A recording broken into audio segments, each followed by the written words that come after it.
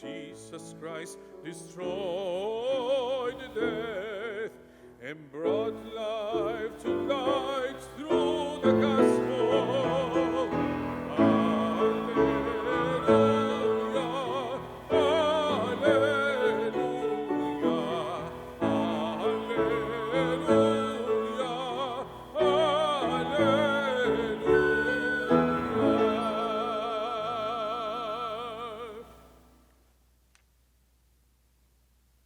The Lord be with you. A reading from the Holy Gospel according to Mark. When Jesus had crossed again in a boat to the other side, a large crowd gathered around him, and he stayed close to the sea. One of the synagogue officials, named Jairus, came forward. Seeing him, he fell at his feet and pleaded earnestly with him, saying, "My daughter is at the point of death. Please, come lay your hands on her, that she may get well and live." He went off with him, and a large crowd followed him and pressed upon him. There was a woman afflicted with hemorrhages for 12 years. She had suffered greatly at the hands of many doctors, and had spent all that she had. Yet she was not helped, but only grew worse. She had heard about Jesus and came up behind him in the crowd and touched his cloak. She said, "If I but touch his clothes, I shall be cured." Immediately her flow of blood dried up. She felt in her body that she was healed of her affliction. Jesus, aware at once that power had gone out from him, turned around in the crowd and asked, "Who has touched my clothes?" But his disciples said to Jesus, "You see how the crowd is pressing upon you, and yet you ask, 'Who touched me?'" And he looked around to see who had done it. The woman, realizing what had happened to her, approached in fear and trembling. She fell down before Jesus and told him the whole truth. He said to her, "Daughter, your faith has saved you. Go in peace and be cured of your affliction." While he was still speaking, people in the synagogue official's house arrived and said, "Your daughter has died. Why trouble the teacher any longer?" Disregarding the message that was reported, Jesus said to the synagogue official, "Do not be afraid, just have faith." He did not allow anyone to accompany him inside except Peter, James, and John, the brother of James. When they arrived at the house of the synagogue official, he caught sight of a commotion. People were weeping and wailing loudly. So he went in and said to them, "Why this commotion and weeping? The child is not dead, but asleep." And they ridiculed him. Then he put them all out. He took the child's father and mother and those who were with him and entered the room where the child was. He took the child by the hand and said to her, "Talitha koum," which means, "Little girl, I say to you, arise." The girl, a child of 12, arose immediately and walked around. At that, they were utterly astonished. He gave strict orders that no one should know this, and said that she should be given something to eat. The Gospel of the Lord.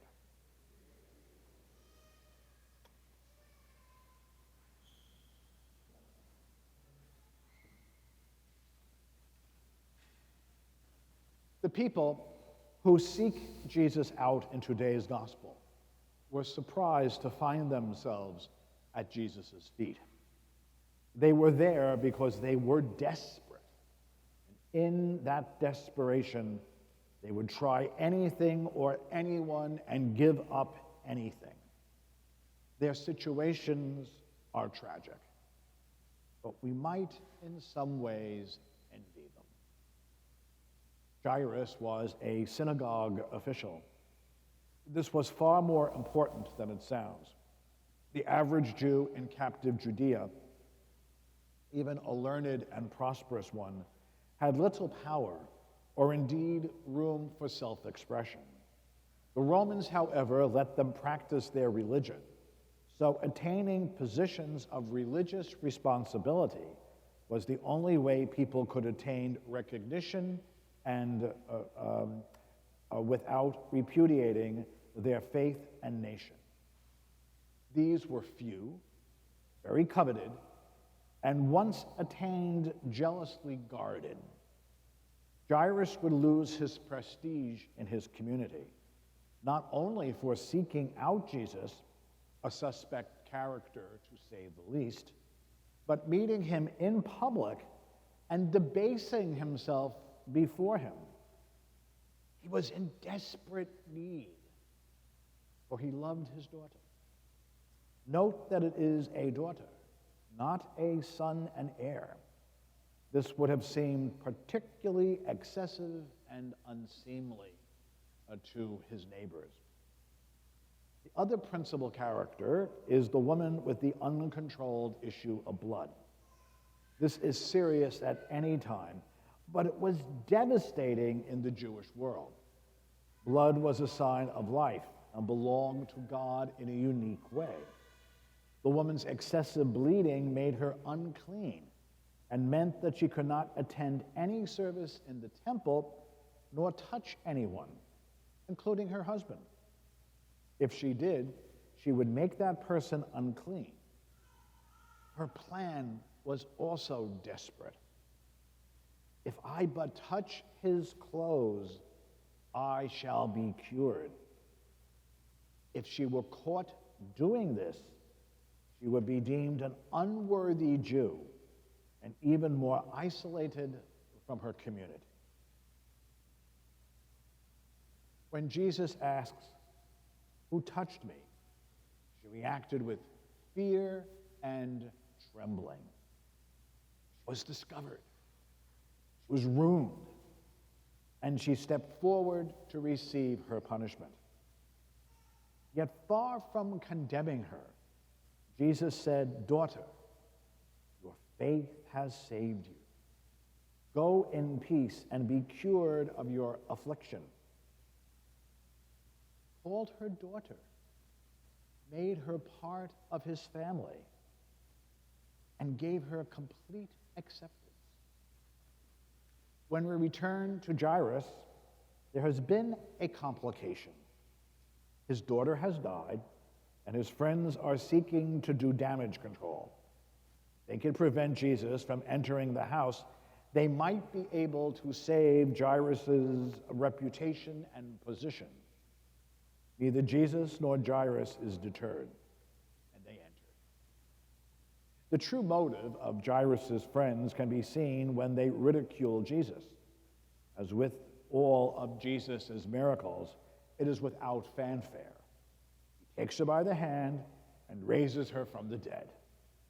Jairus' courage to cast aside position and human honor has been rewarded. But miracles in the New Testament are strangely ineffective. Mark calls our attention to the apostles, mostly to the inner circle. Peter, James, and John, who have joined him today and at other key times in the gospel, will have seen great wonders, but all will abandon him in the end. Jairus is perhaps no longer so important a man, but he has his daughter. The woman has her health, and like the lepers Jesus will cure, will be able to return to her community. Yet what about this encounter with Jesus? Will time wash away the memory? What will keep them connected to him? Mark's answer is the Eucharist. Mark does not get enough credit as a writer. He invented the gospel form and draws out the story of the good news with considerable subtlety. Many of the recipients of miracles, for instance, can seem one-dimensional figures, but the woman with the issue of blood is more rounded. She has a counterpart in the Syrophoenician woman who accosts Jesus in chapter 7. That woman is a Gentile. Jesus tells her, "Let the children be fed first, for it is not right to take the food of the children and throw it to the dogs." But she retorts, "Lord, even the dogs under the table eat the children's scraps." Here, too, faith has saved a person in a moment of desperation. But where can they go next? After Jesus raised the daughter of Jairus and cured the woman of the bleeding, he fed the 5,000 from the loaves and the fish. After Jesus cures the daughter of the Syrophoenician woman, he again fed the multitude with loaves and fish, this time in Gentile territory. Both times he used the same formula. After giving thanks, he broke them and gave them to his disciples to distribute, and they distributed them. These are the actions of the Last Supper, and indeed every Mass. Mark is clear that Jesus intentionally brought all people together in the Eucharist. Jesus crossed the Sea of Galilee to celebrate both times he multiplied loaves and fish. And one author suggests that this stitches Gentiles and non-Gentiles together. Both Jews and non-Jews knew that the words of the Eucharist were sacrificial and created a covenant. This not only bonded them to God, but to each other. This is who we Christians are. The Mass builds the church. It both brings us together for a time of peace with Jesus and then sends us into the world to work for the kingdom of Jesus. I hope that you will all feel close to God in church today. But the Mass is fulfilled not in the emotions in your heart, but through your actions in our world. Through the Eucharist, Jairus, his daughter, the woman with the issue of blood, her spiritual cousin, the Syrophoenician woman, Peter, James, and John, can be part of the same family. So it was when the first Christians built the church. So it must now be when we rebuild the church in the new normal. We will either be stitched together by the Eucharist or rent apart by the world.